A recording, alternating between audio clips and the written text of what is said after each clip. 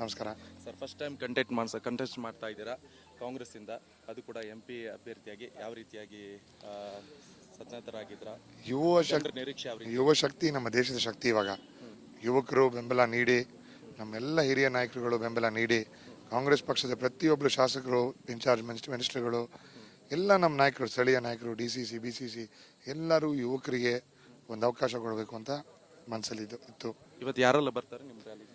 ಬಹಳಷ್ಟು ನಾಯಕರು ಬರ್ತಾರೆ. ನಮ್ಮ ಮಾನ್ಯ ಮುಖ್ಯಮಂತ್ರಿಗಳು, ನಮ್ಮ ಶಾಸಕರು, ನಮ್ಮ ಬಚ್ಚೇಗೌಡ ಸಾಹೇಬರು, ಕೃಷ್ಣ ಬೈರೇಗೌಡ ಸಾಹೇಬರು, ಬಹಳಷ್ಟು ನಾಯಕರು, ನಮ್ಮ ಫಾದರ್ ಅವರು ಎಲ್ಲ ಇರ್ತಾರೆ.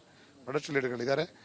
ಜನರಿಗೆ BJPಯ ಕರ್ನಾಟಕಕ್ಕಾಗಿರೋ ಮೋಸಗಳು ಜನರಿಗೆ ಕಾಣಿಸ್ತಾ ಇದೆ. ಇವಾಗ ನಮ್ಮ ಎಲ್ಲ ಶಾಸಕರುಗಳು, ಮಂತ್ರಿಗಳು, ಮುಖ್ಯಮಂತ್ರಿಗಳು, ಉಪಮುಖ್ಯಮಂತ್ರಿಗಳು ಪ್ರೊಟೆಸ್ಟ್ ಮಾಡಿದ ಮೇಲೂ, ಸುಪ್ರೀಂ ಕೋರ್ಟ್ ಆದೇಶ ಕೊಟ್ಟ ಮೇಲೂ ಇನ್ನೂ ನಮ್ಮ ತೆರಿಗೆ ಪಾಲಿಗೆ ಬರಬೇಕು ತೆರಿಗೆ ಹಣ ಬಂದಿಲ್ಲ ಇನ್ನು.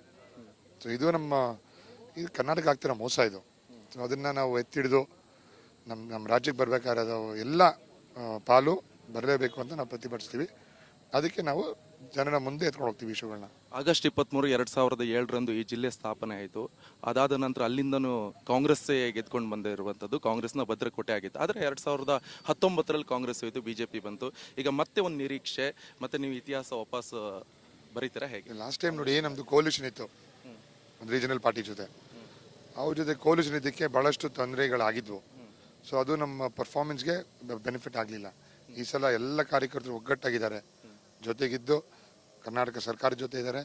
ದೇಶದ ಹಿತಕ್ಕಾಗಿ, ನಮ್ಮ ರಕ್ಷಣೆಗಾಗಿ ಡಿಸಿಷನ್ಗಳು ಎತ್ಕೊಂತಾರೆ ಜನ. ಈ ಜನರಿಗೆ ಏನು ಭರವಸೆ ಕೊಡ್ತೀರಾ ಸರ್? ಭರವಸೆಗಳು ಇವಾಗ ಗ್ಯಾರಂಟಿಗಳಾಗಲೇ ಇದೆ. ರಾಜ್ಯ ಸರ್ಕಾರದ್ದು, ಕೇಂದ್ರ ಸರ್ಕಾರದ್ದು ಬೇರೆ ಬೇರೆ ಭರವಸೆಗಳಿದೆ. ಅದು ಗ್ಯಾರಂಟಿ ಬಿಡಿ, ನೀವೇನು ಮಾಡ್ತೀರಾ? ಅದು ಬಿಟ್ಟು ನಮ್ಮ ಚಿಕ್ಕಬಳ್ಳಾಪುರ ಪಾರ್ಲಿಮೆಂಟ್ರಿ ಕಾನ್ಸ್ಟಿಟ್ಯೂನ್ಸಿ ಲಿಟ್ರಸಿ ರೇಟ್ನ 100% ಮಾಡ್ಬೇಕು ನಾವು. ಯಾಕಂದರೆ ಅದು ಸ್ವಲ್ಪ ಹಿಂದುಳಿದೀವಿ ನಾವು. ಯಾಕಂದರೆ ಕೆಲವು ಗಡಿ ಭಾಗದಲ್ಲಿ, ನಮ್ಮ ಬಾಗೇಪಲ್ಲಿ, ಗೌರಿಬಿದನೂರು ಇಲ್ಲೆಲ್ಲ ಸ್ವಲ್ಪ ಹಿಂದಿದೆ. ಅದನ್ನು ಲಿಟ್ರಸಿ 100% ಮಾಡೋದಕ್ಕೆ ಭಾಳಷ್ಟು ಕಾರ್ಯಕ್ರಮಗಳು, ಸ್ಕೂಲ್ಗಳಿರ್ಬೋದು, ಕಾಲೇಜ್ಗಳಿರ್ಬೋದು, ಡ್ರಾಪ್ ಔಟ್ ರೇಟ್ ಹೆಚ್ಚಿದೆ. ಅದನ್ನು ಕೌನ್ಸಿಲಿಂಗ್ ಮುಖಾಂತರ ಈ ಕಾರ್ಯಕ್ರಮ ರೆಡಿ ಮಾಡ್ಕೊಂಡು ಹೋಗ್ಬೇಕು ನಾವು. ಈಗ ನಿಮ್ಮ ಎದುರಾಳಿ ಅಭ್ಯರ್ಥಿ ಡಾಕ್ಟರ್ ಕೆ ಸುಧಾಕರ್ ಹೇಳೋದು, ಅವ್ರು ಇಲ್ಲಿನವರಲ್ಲ, ಅವರು ಬೆಂಗಳೂರಿನವರು, ಇಲ್ಲಿ ನಿಂತ್ಕೊಂಡು ಇದು ಮಾಡ್ತಿದ್ದಾರೆ, ಬಟ್ ಅವ್ರಿಗೆ ಓಟ್ ಹಾಕಬೇಡಿ ಅಂತ ಹೇಳ್ತಿದ್ದಾರೆ. ಅದು ಅವ್ರದ್ದು ಒಂದು ವ್ಯವಸ್ಥೆ, ಅವ್ರದ್ದು ಅಂಡರ್ಸ್ಟ್ಯಾಂಡಿಂಗ್. ಅದು ಸದಾಶಿವನಗರ ಚಿಕ್ಕಬಳ್ಳಾಪುರಲ್ಲಿದೆ ಅಂತ ನನಗೂ ಗೊತ್ತಿರಲಿಲ್ಲ. ಅದು ಕೇಳಬೇಕು ಅವ್ರನ್ನ, ಸದಾಶಿವನಗರ ಯಾವಾಗ ಶಿಫ್ಟ್ ಆಯಿತು ಅಂತ. ಅದನ್ನು ಕೇಳ್ಕೊಂಡು ನೀವು ಹೇಳಬೇಕು. ಯಾಕಂದರೆ ಕಾಟಾಚಾರಿ ಕೇಳೋದು ಈಸಿ, ಆದರೆ ಸಬ್ಸ್ಟೆನ್ಸ್ ಇಟ್ಕೊಂಡು ತೂಕದಲ್ಲಿ ಮಾತಾಡಬೇಕು. ಅಂದರೆ ಈ ಸಲ ನಿಮಗೆ ನಿರೀಕ್ಷೆ ಇದೆ ಗೆಲ್ತೀನಿ ಅನ್ನೋಂಥದ್ದು? ಎಷ್ಟು ಲೀಡಲ್ಲಿ ಗೆಲ್ಬಹುದು? ನಮ್ಮ ಜನರ ಆಶೀರ್ವಾದ, ನಮ್ಮ ದೇವರ ಆಶೀರ್ವಾದ ಎಲ್ಲ ಇದೆ. ಉನ್ನತ ಒಂದು ನಂಬರಲ್ಲಿ ನಾವು ಬರ್ತೀವಿ ಅಂತ ನಂಬಿಕೆ ಇದೆ. ಈಗ ಚಿಕ್ಕಬಳ್ಳಾಪುರದಲ್ಲಿ ಲೀಡರ್ಸ್ ಎಲ್ಲ ಒಂದಿಷ್ಟು ಜನ ಮುನ್ನಿಸ್ಕೊಂಡಿದ್ದಾರೆ, ಅದು ಕೂಡ ಮೊಯ್ಲಿ ಅವರು ಕೂಡ, ಅದೆಲ್ಲ ಬಂಡಾಯ ಶಮನ ಬರ್ತಾ ಇದ್ದಾರೆ. ಇವತ್ತು ಎಲ್ಲ ಬಹಳಷ್ಟು ನಾಯಕರುಗಳು ಬರ್ತಾ ಇದ್ದಾರೆ. ಅವೆಲ್ಲ ಹೂವಾಪೂವಗಳಷ್ಟೇ, ಯಾವುದ್ರೊಳಗೆ ಸಬ್ಸ್ಟೆನ್ಸ್ ಇಲ್ಲ, ಮ್ಯಾಟ್ರು ಇಲ್ಲ. ಅದರಲ್ಲಿ ಜನರ ರೆಸ್ಪಾನ್ಸ್ ಒಳ್ಳೆ ಇದೆ ಬಹಳಷ್ಟು. ನಿನ್ನೆ ದೊಡ್ಡಬಳ್ಳಾಪುರ, ಹೊಸಕೋಟೆ ಮಾಡಿದ್ವಿ, ಮೊನ್ನೆ ನೆಲಮಂಗಲ, ಯಲಹಂಕ ಮಾಡಿದ್ದೀವಿ. ಎಲ್ಲ ಕಡೆ ನೂರಾರು ಜನ JDS ಕಾರ್ಯಕರ್ತರು, BJP ಕಾರ್ಯಕರ್ತರು ಸೇರ್ಪಡೆಗಳು ಮಾಡ್ತಿದ್ದಾರೆ. ಚಿಕ್ಕಬಳ್ಳಾಪುರದಲ್ಲೂ ಭಾಳಷ್ಟು ನಾಯಕರುಗಳು ಸೇರ್ಪಡೆ ಮಾಡ್ಕೊತಾ ಇದ್ದಾರೆ.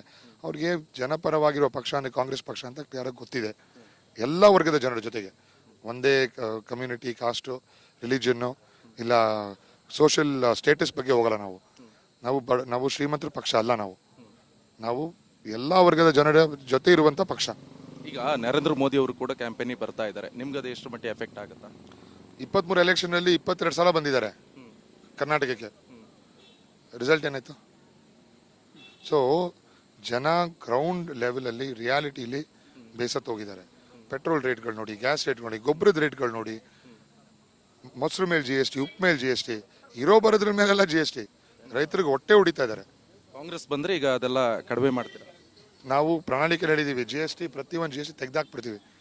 ರೈತರ ಇರೋ GSTನ ಎಲ್ಲ ಪದಾರ್ಥದ ಮೇಲೆ ಇರೋ GST ತೆಗೆದಾಕ್ತೀವಿ ನಾವು. 100% ವಿನ್ ಆಗ್ತೀರಿ ಅನ್ನೋ ಕಾನ್ಫಿಡೆನ್ಸ್ ಇದೆ. 100%.